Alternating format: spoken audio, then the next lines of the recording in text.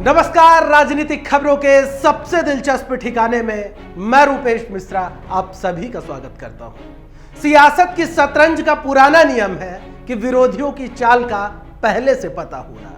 जी हां, ठीक इसी प्रकार की स्थिति इन दिनों पायलट और गहलोत कैंप के बीच में चल रही है।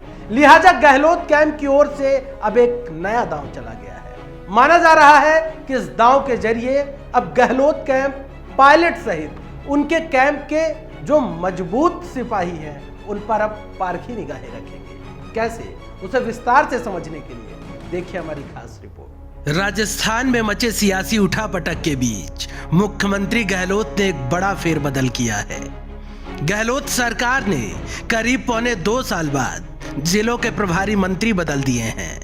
प्रभारी मंत्रियों की नई फहरिस्त पर गौर करें तो मालूम पड़ता है कि एक विशेष रणनीति के तहत प्रभारी मंत्रियों की नई सूची जारी की गई है और जारी की गई इस नई सूची में भी पायलट सहित उनके कैंप के विशेष नेता जैसे रमेश मीणा और विश्वेंद्र सिंह के क्षेत्रों पर विशेष निगाहें रखी गई हैं।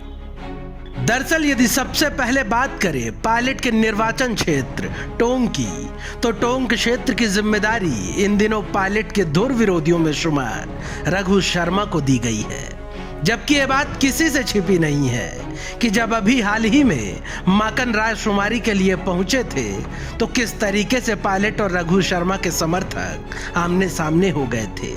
खैर, ये वक्त का तगाजा ही समझिए कि पायलट के धुर विरोधी यानी रघु शर्मा ही अब पायलट के क्षेत्र का ख्याल रखेंगे।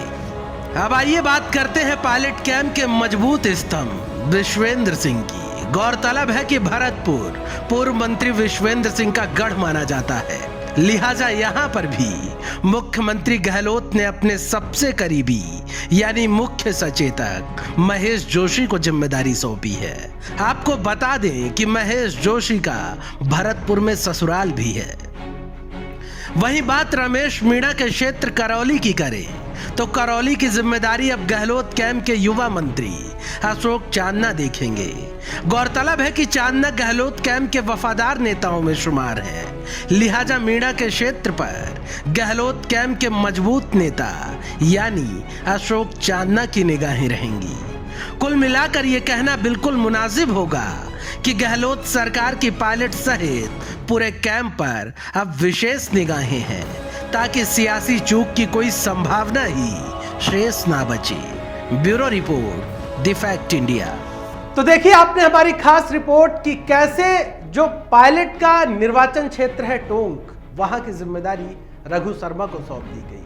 ठीक इसी प्रकार से यदि बात की जाए विश्वेंद्र सिंह, तो विश्वेंद्र सिंह के क्षेत्र की जिम्मेदारी मुख्यमंत्री गहलोत ने अपने सबसे करीबी और मुख्य सचेतक महेश जोशी को सौंपी। वही बात की जाए करौली की, तो करौली की जिम्मेदारी अशोक चांदना को सौंपी गई है, जहां से अभी विधायक रमेश मीणा है जो कि पायलट कैंप के मजबूत सिपाही माने जाते हैं। माना जा रहा है कि गहलोत की इसके पीछे एक बड़ी रणनीति है। दोस्तों, वो क्या रणनीति है उस पर भी हम नजर बनाए हुए हैं और हर छोटी बड़ी जो खबरें हैं उनसे हम आपको रूबरू करवाते रहेंगे। तब तक के लिए नमस्कार।